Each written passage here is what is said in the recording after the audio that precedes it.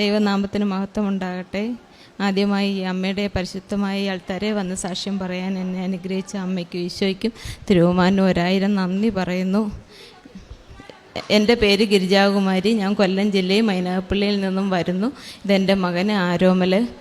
ഇവിടെ ഞാൻ ഉടമ്പടി എടുത്തത് 2023 ജൂൺ 4-ാം തീയതിയാണ്. ഞങ്ങൾ കൃപാസനത്തെക്കുറിച്ച് അറിയുന്നത് യൂട്യൂബിലൂടെയാണ്.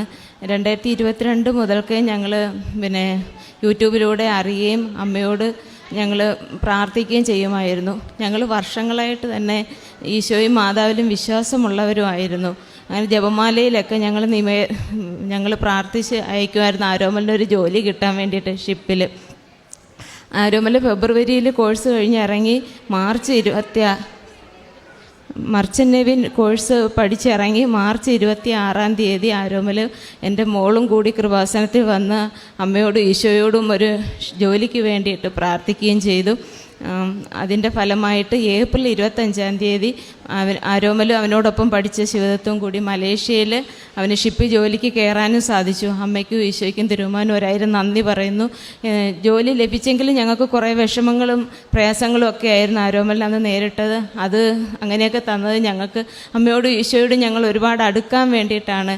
എനിക്ക് ഉടമ്പടി എടുക്കാനും ഉണ്ടായ സാഹചര്യം അതാണ്. ആരോമലിന് നമ്മൾ വിചാരിച്ച അത്രയും ഉള്ള കാര്യങ്ങളൊന്നും ആയിരുന്നില്ല. ആരോമൽ എന്നോട് വിളിച്ചിട്ട് പറഞ്ഞു, അമ്മേ വൈഫിയുള്ള ഷിപ്പൊന്നും അല്ല, നമ്മൾ വിചാരിച്ച പോലെ അല്ല, അമ്മ പോയി ഉടമ്പടി എടുക്കണം, ഇല്ലെന്നുണ്ടെങ്കിൽ എനിക്ക് സത്യം പറഞ്ഞാൽ ഞാൻ നാട്ടിൽ തിരിച്ചെത്തും എന്നുപോലും എനിക്കറിയില്ല. അത്രമാത്രം വിഷമത്തോടെ ആരോമൽ എന്നോട് വിളിച്ച് പറയുകയും ചെയ്തു. ഞാനങ്ങനെ ജൂൺ 4-ാം തീയതി വന്ന് അമ്മയോട് ഉടമ്പടി എടുക്കുകയും ചെയ്തു.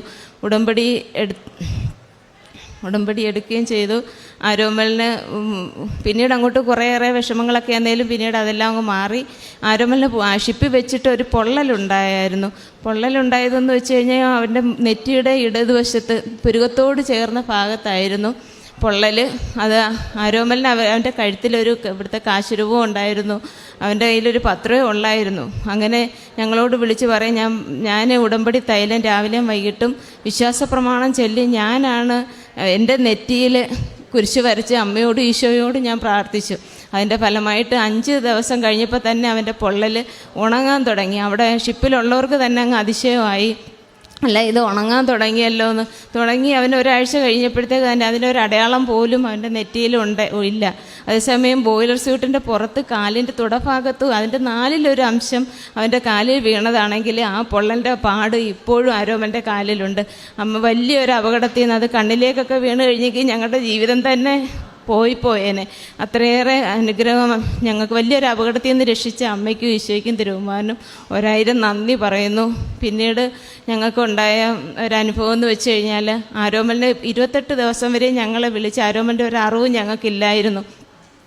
അങ്ങനെ ഞാൻ ബഹുമാനപ്പെട്ട ജോസഫ് അച്ഛൻ്റെ ധ്യാനത്തിലൂടെയും അന്ന് കേൾക്കുന്ന സാക്ഷ്യങ്ങളിലൂടെയും ഡേറ്റിട്ട് പ്രാർത്ഥിച്ചാൽ ഉണ്ടാകുന്ന ഫലങ്ങളെക്കുറിച്ച് ഞങ്ങൾക്ക് അറിയാനിടയായി. അങ്ങനെ ഞാനും ഡേറ്റിട്ട് പ്രാർത്ഥിച്ചതിൻ്റെ ഫലമായിട്ട് ആരോമൽ 28-ാമത്തെ ദിവസം ഞങ്ങളെ വിളിച്ചു. അതെങ്ങനെ സാധിച്ചു എന്ന് വെച്ച് കഴിഞ്ഞാൽ അവർ 5 പേരാണ് ഇന്ത്യക്കാരായിട്ടുള്ള ഷിപ്പിൽ, ബാക്കിയുള്ളവരെല്ലാം സിറിയക്കാരുമാണ്. അതിൽ ഓഫീസർ ആരോമലിനെ ഞാൻ ഡേറ്റിട്ട് പ്രാർത്ഥിച്ചതിൻ്റെ 3-ാമത്തെ ദിവസം 5 പേരിൽ ആരോമലിനെ മാത്രം വിളിച്ചിട്ട് അദ്ദേഹത്തിൻ്റെ ഫോൺ കൊടുത്തിട്ട് പറഞ്ഞ്, നീ വീട്ടിലേക്ക് വിളിച്ച് സംസാരിക്കുമെന്ന് പറഞ്ഞ് ആരോമൽ മാത്രമാണ് ഞങ്ങളോട് സംസാരിക്കാൻ കഴിഞ്ഞത്. അമ്മയ്ക്കും ഈശോയ്ക്കും തിരുവമാനും 1000 നന്ദി പറയുന്നു. പിന്നീട് അങ്ങോട്ട് ആരോമൽ മാസത്തിൽ 3-4 ദിവസം മാത്രമേ ഞങ്ങളെ വിളിക്കാതിരുന്നിട്ടുള്ളൂ. ബാക്കി എല്ലാ ദിവസവും അമ്മയുടെ കൃപയാൽ അവന് ഞങ്ങളോട് സംസാരിക്കാൻ പറ്റിയിട്ടുണ്ട്. അപ്പോൾ ഞാനത് ഒരു അമ്മയ്ക്ക് നന്ദി പറയാനായിട്ട് ഫോണെടുത്ത് സ്റ്റാറ്റസ് ഇടാനായിട്ട് ഓണാക്കിയപ്പോൾ തന്നെ ബഹുമാനപ്പെട്ട ജോസഫ് അച്ഛൻ്റെ ഒരു ടോക്ക് കേൾക്കുക, ഇന്ന് ഇവിടുന്ന് പോയിരിക്കുന്നത് ദൈവത്തേക്കാൾ മുന്നേ സഞ്ചാരി മാതാവാണ്, ദൈവത്തേക്കാൾ മുന്നേ പോയി നിങ്ങളുടെ നിയോഗങ്ങളെല്ലാം സാധിച്ചു കിട്ടും അങ്ങനെ പറയും. ഞാൻ അത് തന്നെ എടുത്ത് സ്റ്റാറ്റസ് ഇടുകയും ചെയ്തു. അമ്മയ്ക്കും ഈശോയ്ക്കും നന്ദി പറയുന്നു. പിന്നീട് അങ്ങോട്ട് ആരോമലിന് 4 മാസം ആണെങ്കിലും ശമ്പളം അവർ കൊടുത്തില്ല. മറ്റുള്ള സിറിയക്കാരൊക്കെ ആരോമലിനോട് വളരെ മോശമായിട്ട് തന്നെയായിരുന്നു പെരുമാറിയത് കുറച്ച് നാൾ. അങ്ങനെ ഞാനിവിടെ വന്ന് ജോസഫ് അച്ഛനെ വന്ന് പ്രാർത്ഥിക്കാനായിട്ട് വന്നെങ്കിലും അത് സാധിച്ചില്ല. ചെറിയച്ഛനെ കണ്ട് ഞാൻ പറഞ്ഞു. അച്ഛൻ പറഞ്ഞു, അമ്മയുടെ മുന്നിൽ നിന്ന് ഇതെല്ലാം സമർപ്പിച്ച് പ്രാർത്ഥിച്ചിട്ട് പോയി ഇതിനെല്ലാം ഉത്തരം ഉണ്ടാകും എന്ന് പറഞ്ഞ് ഞാൻ ഡേറ്റിട്ട് പ്രാർത്ഥിച്ചു.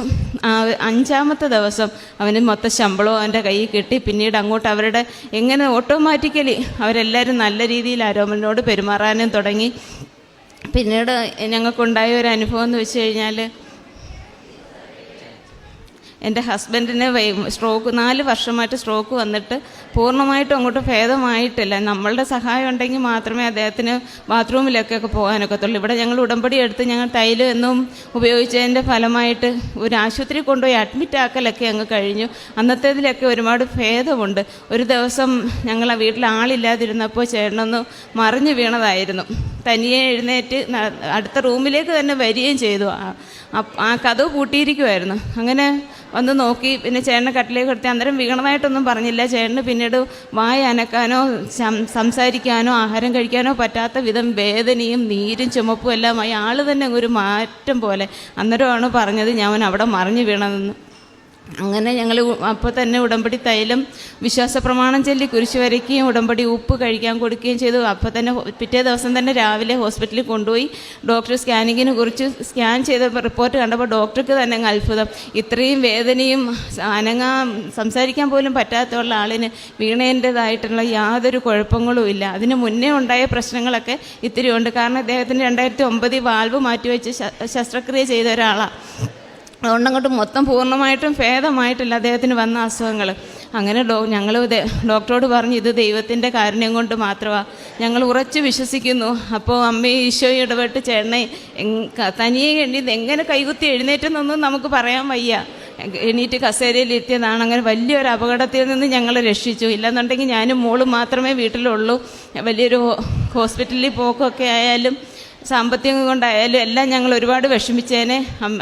ചേട്ടന് കൊടുത്ത ഏക മരുന്നെന്ന് വെച്ച് കഴിഞ്ഞാൽ ഇവിടുത്തെ ഉടമ്പടി തൈലവും വിശ്വാസപ്രമാണം ചൊല്ലി ഉപ്പ് കഴിക്കാനും കൊടുത്തത് മാത്രമാണ്. വലിയൊരു അപകടത്തിൽ നിന്ന് രക്ഷിച്ച അമ്മയ്ക്കും ഈശോയ്ക്കും തിരുവമ്മാനും 1000 നന്ദി. പിന്നീട് ആരോമലിന് സൈൻ ഓഫ് കിട്ടുന്നതിനെക്കുറിച്ച് ഞാൻ ഉടമ്പടി വെച്ചിരുന്നു. എൻ്റെ ഉടമ്പടിയിൽ ആദ്യത്തെ വെച്ചിരുന്ന നിയോഗം എന്ന് വെച്ച് കഴിഞ്ഞാൽ പ്രത്യക്ഷീകരണത്തിന് സ്ഥിരം സാക്ഷികളായി ഞങ്ങളെ ഉയർത്തണമേ എന്നായിരുന്നു.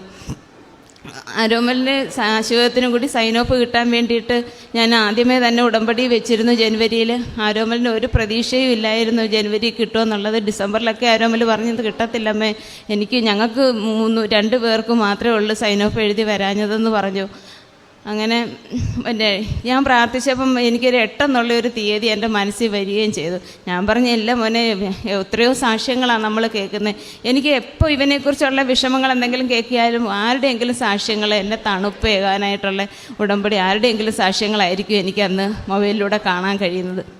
ഞാൻ പറഞ്ഞു, എത്രയോ സാക്ഷ്യങ്ങൾ കേട്ടിട്ടുണ്ട്, 8-ാം തീയതി തന്നെ നിനക്ക് നാട്ടിൽ തിരിച്ചു എത്താൻ പറ്റും. ആരോമലിന് അന്നേരം 6-ാം തീയതിയാണ്, അതുവരെയും അവരാരും പറഞ്ഞിട്ടില്ലായിരുന്നു. 6-ാം തീയതിയാണ് ശിവത്തിനും ആരോമലിനും കൂടി സൈൻ ഓഫ് കിട്ടിയത്. അത് പ്രതീക്ഷിക്കാതെ കിട്ടിയതായിരുന്നു. അതിൻ്റെ ഒരു സന്തോഷത്തിൽ 8-ാം തീയതി തന്നെ ആരോമലും ശിവത്തും വീട്ടിൽ വരികയും ചെയ്തു. അതിൻ്റെ ഒരു സന്തോഷത്തിൽ ഇവർ ബോംബെ ഓഫീസിൽ 7-ാം തീയതി എത്തി. അതിന് മുൻപ് ഓരോ മണിക്കൂറും എന്ന് തന്നെ വേണമെങ്കിൽ പറയാം, അമ്മയുടെ തണുപ്പുണ്ട്, അമ്മയുടെ സഹായം ഉണ്ടെങ്കിൽ പോലും എപ്പോഴും ആരോമൽ പ്രാർത്ഥിച്ചുകൊണ്ടായിരുന്നു ജോലി ചെയ്യുമ്പോഴും. എപ്പോഴും ഞാൻ എപ്പോഴും പറയുകയും ചെയ്യും, ഒരു നിമിഷം പോലും അമ്മയെ മറന്ന് നീ മുന്നോട്ട് പോകരുതേന്ന്. അങ്ങനെ ആ 2 ദിവസം ആരോമൽ പ്രാർത്ഥിച്ചതുമില്ല, അതിനു മുമ്പ് നൊന്ത് വിളിച്ചതുപോലെ വിളിച്ചതുമില്ല. അങ്ങനെ ആരോമലും ശിവത്തും അവർക്ക് കിട്ടിയ ശമ്പളം അവരുടെ ബോംബെ ഓഫീസിൽ മാറാൻ കൊടുത്തിട്ട് 8-ാം തീയതി തന്നെ വീട്ടിലേക്ക് വന്നു. വീട്ടിലേക്ക് വന്നിട്ട് അവർ ഓഫീസിലേക്ക് വിളിച്ചെനിക്ക് ഒരു പ്രതികരണവും ഇല്ല. 9-ാം തീയതി വിളിച്ചിട്ടും പ്രതികരിച്ചില്ല. 10-ാം തീയതി ആയപ്പോൾ ഞാനും മോളും കൂടെ പറഞ്ഞ്, ഒന്നുമില്ല, കൃപാസനത്തിൽ പോയി അമ്മയോടും ഈശോയോടും മാപ്പ് പറഞ്ഞിട്ട് അവിടെ ഇരുന്ന് മനസ്സ് തണുക്കോളം കരഞ്ഞ് പ്രാർത്ഥിക്കുക, അല്ലാതെ ഒരു രക്ഷയില്ല. നിനക്ക് ഇത്ര അമ്മയുടെ ഈശോയുടെയും കൃപ കൊണ്ട് നീ കഷ്ടപ്പെട്ട കിട്ടിയ പൈസയല്ലേ, 1 രൂപയില്ലാതെ വീട്ടിലേക്ക് വന്നത്. അങ്ങനെ ആരോമൽ ഇവിടെ വന്ന് രാവിലെ വന്നു, ഉച്ച കഴിയുമ്പോളം ഇരുന്ന് മനസ്സ് തണുക്കെ പ്രാർത്ഥിച്ച് കരഞ്ഞ് അവന് പറ്റിയ തെറ്റേറ്റ് പറഞ്ഞ് മാപ്പ് പറഞ്ഞിട്ട് ഇവിടെ വെച്ച് തന്നെ ആ ഓഫീസിലേക്ക് വിളിക്കുകയും അവർ അപ്പോൾ ഫോൺ എടുക്കുകയും ചെയ്തു. ആരോമൽ വീട്ടിൽ വരുന്നതിന് മുൻപേ അവന് പകുതി ശമ്പളം അവൻ്റെ അക്കൗണ്ടിലേക്ക് ഇടുകയും ചെയ്തു. പിന്നീടെന്ന് വെച്ച് കഴിഞ്ഞാൽ പിന്നെ അടുത്ത ദിവസവും വീണ്ടും അവരനക്കമില്ല. അടുത്ത ദിവസം ഞാൻ അമ്മയെടുത്ത് പറഞ്ഞു, എനിക്ക് വന്ന് സാക്ഷ്യം പറയേണ്ടുന്നതല്ലയോ അമ്മ അവനെ ബാക്കി തുകയും കൂടെ അവൻ്റെ അക്കൗണ്ടിലേക്ക് ഇട്ട് കൊടുപ്പിക്കണേ. പ്രാർത്ഥിച്ചു കഴിഞ്ഞപ്പോഴേ തന്നെ 25% കൂടി അവൻ്റെ അക്കൗണ്ടിലേക്ക് വന്നു. ഞാനിവിടെ സാക്ഷ്യം പറയാനായിട്ട് വന്നെങ്കിലും പിറ്റേ ദിവസം ഞാനും മോനും കൂടി സാക്ഷ്യം പറയാൻ വന്നെങ്കിലും സാക്ഷ്യം അതിന് ഇവിടെ വന്ന് ഒരുപാട് മണിക്കൂർ കഴിഞ്ഞപ്പോൾ ഞാൻ മനസ്സിൽ തോന്നി, വേണ്ട, ബാക്കി തുകയും കൂടെ കിട്ടട്ടെ, പൂർണ്ണമായിട്ട് ഞാൻ സാക്ഷ്യം പറയാം. അങ്ങനെ അടുത്ത ദിവസം തന്നെ ആ തുക മൊത്തം അവൻ്റെ അക്കൗണ്ടിലേക്ക് വന്നു. അമ്മ കനിഞ്ഞു തന്ന എല്ലാ അനുഗ്രഹങ്ങൾക്കും കൃപകൾക്കും അമ്മയ്ക്കും ഈശോയ്ക്കും തിരുമാനം നന്ദി പറയുന്നു. പിന്നീട് ഞങ്ങൾ ചെയ്യുന്ന കാരുണ്യപ്രവൃത്തി എന്ന് വെച്ച് കഴിഞ്ഞാൽ, ഞാൻ പൊതിച്ചോറ് കെട്ടി കൃപാസന പത്രം ഗവൺമെൻറ് ആശുപത്രികളിൽ കൊണ്ടുവന്ന് കൊടുക്കും. ഇറങ്ങുമ്പോഴേ ഞാൻ വിശ്വാസപ്രമാണം ചൊല്ലിയിട്ട്, ദൈവമേ ഇത് നിരസിക്കുന്നവരുടെ കയ്യിൽ ചെന്നെത്തല്ലേ, ഇത് അർഹതപ്പെട്ടവന് വേണേ കിട്ടാൻ. അത്രമാത്രം കഷ്ടപ്പെട്ടതായിരുന്നു. അന്നൊന്നും ആരോമലിൻ്റെ പൈസ ഇല്ല. ഞാനൊരു എക്സ്പോർട്ടിങ് കമ്പനി ടോയ്സിൻ്റെ, എനിക്ക് തയ്യൽ ആ വരുമാനമേ ഉള്ളൂ. ഞങ്ങളുടെ മറ്റുള്ളവരൊക്കെ ഞങ്ങളെ സഹായിച്ചിട്ടാണ് ഞങ്ങൾ മുന്നോട്ട് പോകുന്നത്. ഇവിടെ വന്ന് ഉടമ്പടി എടുത്തതിന് പിന്നെ എനിക്ക് ബുദ്ധിമുട്ടുകളൊന്നും ഉണ്ടായിട്ടില്ല. നമ്മുടെ കൈ ബുദ്ധിമുട്ടായി കഴിഞ്ഞാൽ മാതാവ് ഏതിനെങ്കിലും എനിക്ക് അത് നിവർത്തി തരും. അങ്ങനെ ഞാനൊരു വിഷമത്തിനിടയാക്കിയിട്ടില്ല. അതിന് മുമ്പത്തേക്കായിലൊക്കെ ഒരുപാട് ജീവിതത്തിൽ ഞങ്ങൾക്ക് മാറ്റങ്ങളുണ്ടായി. വീടിൻ്റെ പണി പൂർത്തീകരിക്കാൻ പറ്റി. ഞങ്ങൾ പോലും അറിയാതെ തന്നെയാണ് ഞങ്ങൾ മുന്നോട്ട് പോകുന്നത്.